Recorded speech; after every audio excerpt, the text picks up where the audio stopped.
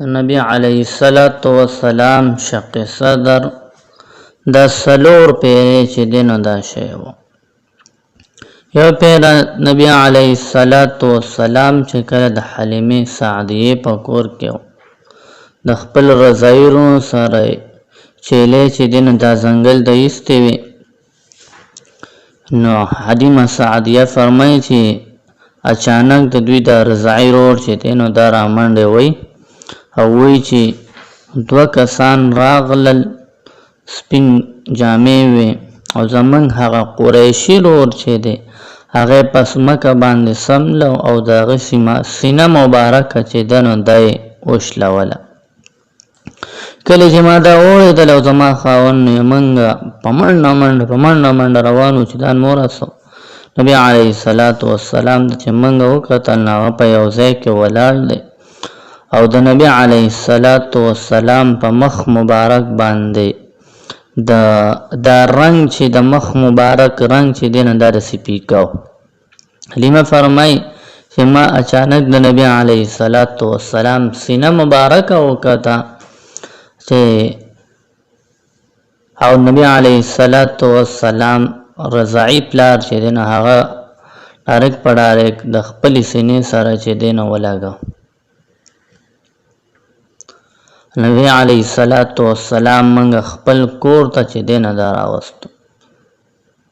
دې ټیم کې د نبی علیہ الصلوۃ والسلام عمر دا 2 کاله یا 4 کاله و. دا قسم واقعا د پګنو حدیثونو سره دا ثابت ده چې د نبی علیہ الصلوۃ والسلام شق صدر د حلیمه سعدیه په کور کې دا شوی دی. دویم نمبر باندې د نبی علیہ الصلوۃ والسلام شق صدر جو شو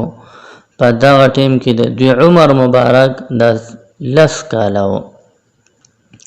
او دریم چې کله دا واقعا مه ته راغله نو دا د نبوت نه سلګه موده مخکې او سلورم پیرا نبی علیہ الصلوۃ والسلام چې کله معراج ته تلو په هغه ټیم کې شق صدر چې دین دا مخ ته راغلی دی. دا سلور پیری د نبی علیہ الصلوۃ والسلام سینه مبارکه داش لول شوی دا. دې کې راسو نبی علیہ الصلوۃ والسلام چې کله به شق صدر کو نو لومبه چې کله د حلیمه سعدیه په کور کې د نبی علیہ الصلوۃ والسلام شق صدر وشل ولا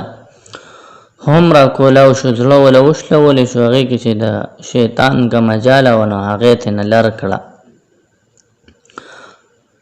نو هغه په حقیقت کې هغه د ګناهونو د معصیت چې کومه ماده و د نبی علیه الصلاۃ والسلام د زړه مبارک نه هغه چې د نه لر کړه او دیو جن وینځ د نبی علیه الصلاۃ والسلام زړه مبارک چې دین د وینځ دیو جن چې د معصیت د ګناهونو سنام او نشان او اثر چې د باقی پاتې نشي او په واور سره د دیو جن وینځ چې د ګناهونو د مزاج چې دین وی دا ګرم وي نو دیو جن په واور باندې وینځ چې د دې سره یخوالی چې دی دا حاصل شي. نبی علیہ الصلوۃ والسلام د دیو جن په دعا کې هم فرمای اللهم اغسل خطاياي بماء الثلج والبرد. یا الله زمون گناهونه چې دي دا د پيخوب او د ووري په بو سره چې دي نه دا وینځلې کې یخ کړي. نو شق صدر د پړومبه پیرج شوی دي نه دا د گناهونو چې کم صحیح دی هغه ته نه لر کړي. دمه پیر چې د نبی علیہ الصلوۃ والسلام عمر مبارک چې دی د 10 کال او بدغه ټیم کې چې کم څه قصه درشوي دی دې کې د الله جل جلاله راسو دې کې راز داو چې نبی علیہ الصلوۃ والسلام د مبارک چې دین دا وینسي چې کم د لوبو ټوکو هغه ماده چې هغه ته نه لر کی د دې وجه نه څوک په لوبو ټوکو مشغول شي نو دا د الله جل جلاله د ذکر نه چې دین دا غافل شي. درې فیر بعثت په وخت کې چې کله نبی علیہ الصلوۃ والسلام ته نبوت ملاو دو په هغه ټیم کې د نبی علیہ السلام د مبارک چې دین د انزل دي دا د کې راز د الله سو هغه دا و چې زړه مبارک چې کم اسرار د وحی او رازونه د وحی دي او د الله جل جلاله د طرفه چې کم علوم راځي چې زړه کې د هغې برداشت پیدا شي. او په صلوات باندې د معراج په واقعه کې چې کله د نبی علیه الصلاۃ والسلام سینه مبارکه هغه کې راز داو چې اوس نبی علیه الصلاۃ والسلام د الله جل جلاله دیدار لا الته کې بده د نورو سیزونو مشاهده کوله د الله جل جلاله سره مناجات کول. نو د نبی علیه الصلاۃ والسلام لویندل شو چې د دغه تحمل وکي د دغه برداشت وکي نه د بار شق صدر کې دا رازونه چې دین دا پکې وو. کله چې شق صدر واقعه د حلیمه سعدیه په کور کې راغله چې هغه دا وکتل نه هغه ډایرکټ د حضرت آمینه خوا ته چې دین دا راوستو او تمام واقعه چې دین دای ورته بیان کړه. حضرت آمینه کله چې دا واورېده او دا هر څه ولیدل او دې ته دا مو وی چې را دین ماشوم سره چې سونه برکات چې زمون په کور کې دا راغلیو او بل دې چې د ولادت په وخت کې کم آثار لیدلو کم علامات لیدلو نو دې چې کله د خبره وته وکړه نو دې وته فرمایل چې زما د دې زوی چې دین د دې بډیر لوی شیطان نو مور بیبي وته فرمایل چې دا داسې ماشوم دی چې شیطان د دته رسایي چې دنه دا ممکن نه ده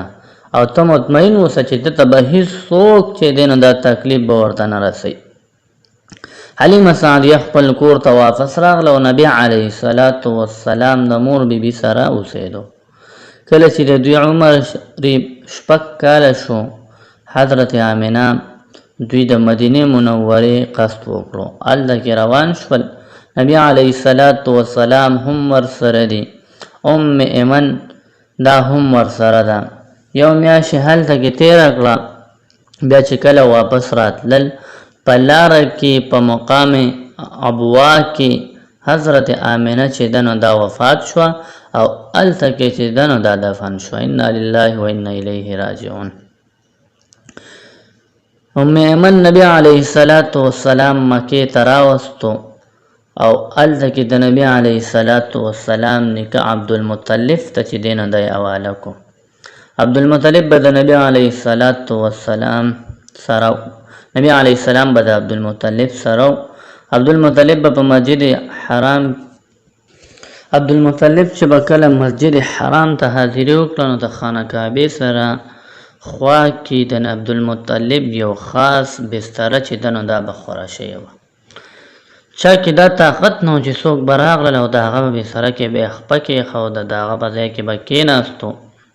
تر دې پورې چې د عبدالمطلب خپل اولاد چې هغې به هم دې بسترې ته نشو راتلی. هیڅ ځله به خواوشا به ناست وو خو لیکن چا کې دا طاقت نه و چې هغې بسترې ته به راغلل. کله چې به نبی علیه الصلاۃ والسلام راغی نو هغه به بغیر تکلف نه هغه به راغی او په عقد کې به کېناستو. ترونو به نبی علیه الصلاۃ والسلام دې باندې د کېناستو نه منع کو لیکن عبدالمطلب ته کمال شفقت د وجه نه به فرمایل چې زما دا بچی چې دی نه دا فرې دی فالله مې د قسم چې د خو ځان له نوې شان دی ځان نه شان دی بیا به ورته بچی راته دی خو ځان سره به نږدې چې دی نه دا به ورته کېنم. کله چې به نبی علیه الصلاۃ والسلام ولید نو ډېر زیات چې دی نه دا به خوشحاله شو. زیاد ابن هشام او مستدرک حاکم چې دی نه دی او روایت راته نقل کړی دی د کندیر ابن سعید نه اب خپل بلار نقل کوي هغه وی چې زه په زمانه جاهلیت کې د اسلام نه مخکې حج لتلی وم مکه مکرمه ته چې کتل نو یو کس طواف کوي او څه شعر وایي ردا الى راکبی محمدا یا رب رده واستنا عندي یدا. یا الله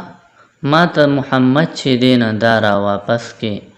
یا الله په ما باندې احسان چې دینه دا وکړي. د خلکو نه تپوس وکړي چې یاره دا کس څوک دی نو خلکو راته وویل چې یاره دا عبدالمطلب دی او د ده لمسی چې دی هغه په وخان چې دی نو ورک شوي دی او په هغې په تالاش کې لېږلی دی. چې هغه په کم کار د پدې چې کم کار د پاره د نوسی ولېږي نه هغه پکې ضرور چې دینه دا کامیابیږي او اوس دا غې لګلې د خو هغه لګ لیټ شوی دی نه عبدالمطلب چې دینه دا اوس بیچینه دی او دا شعر چې دینه دا وای سو وخت تیر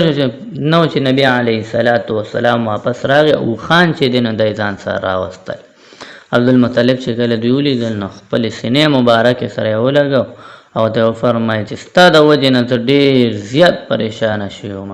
نن نه پس په تا چره هم د ځان نه چې دینه دا وتا جدا نه کم نبی علیه الصلاۃ والسلام د 2 کالو پورې د خپل تر عبدالمطلب په تربیت کې وو کله چې د دوی عمر د 8 کالو ته ورسېدو عبدالمطلب د دې دنیا نه چې دینه دا رخصت شو د ټیم کې د عبدالمطلب څومره عمر وو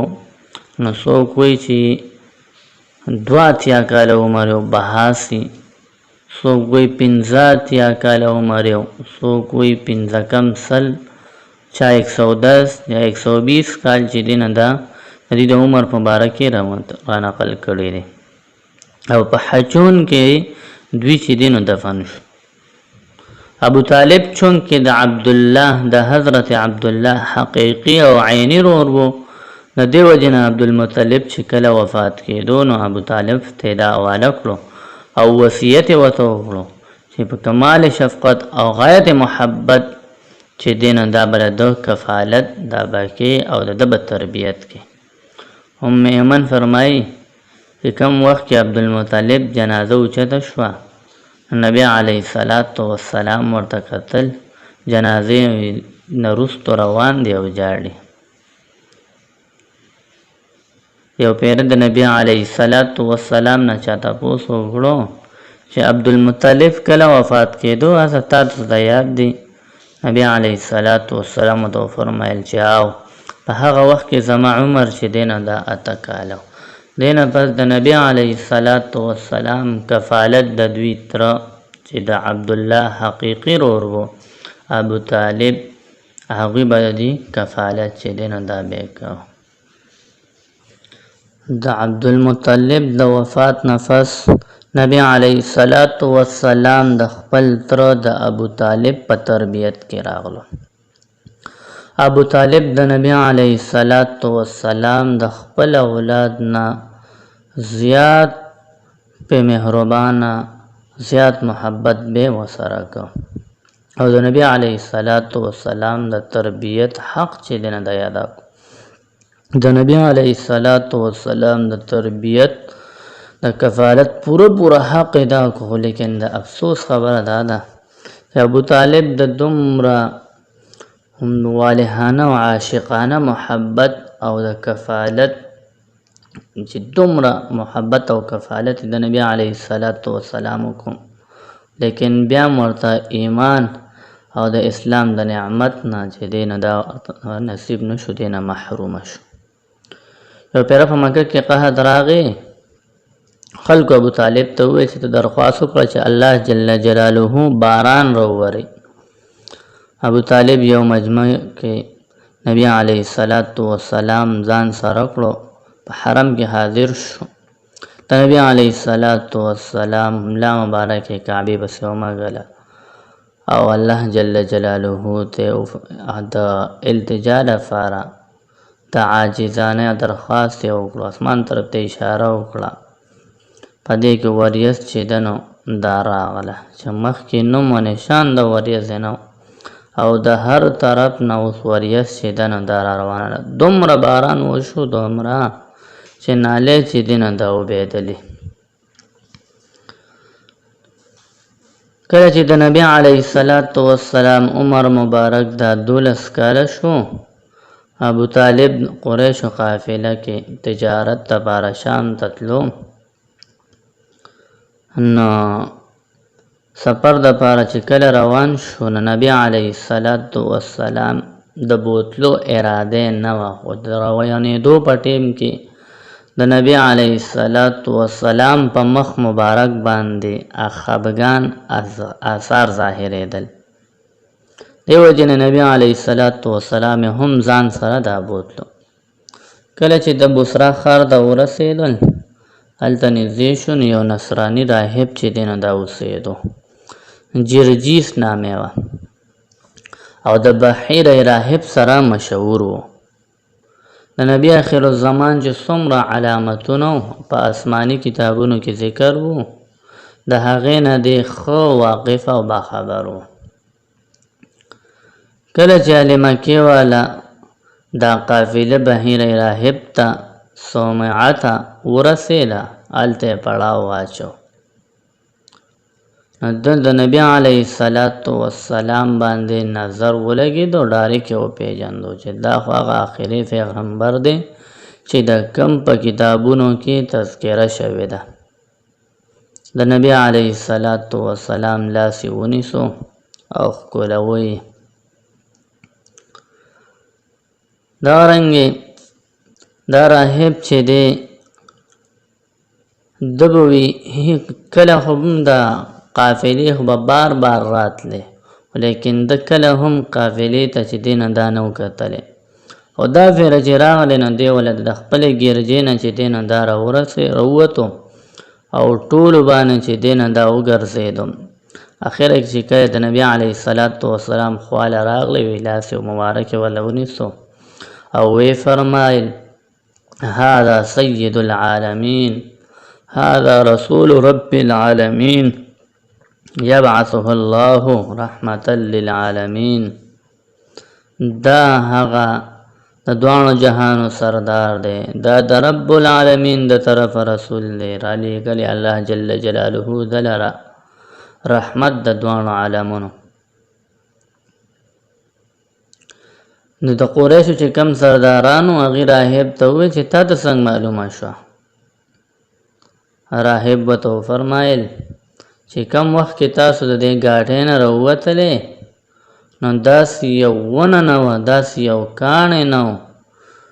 پاتې شوی چې هغې دته سجده نه وه کړې. او کاڼي او ونې چې دی نو دا د پیغمبر نه علاوه بل چا ته سجده چې ده نو دا نه کوي. او د دې نه علاوه د نبی علیه الصلاۃ والسلام چې دی دا زه د مهر نبوت نه پیژنم. د مهر نبوت دا د سیب په رنګ دی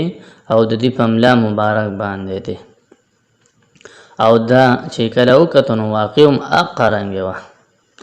راهب چې کله دا وویل او واپس لاړو نو د تمامې قافلې دپاره یې روټۍ چې ده نو دا تیاره کړه، دعوت یې وکړو. ټوله قافله چې ده نو دا حاضر شو، د نبي علیه الصلاۃ والسلام موجود نه و.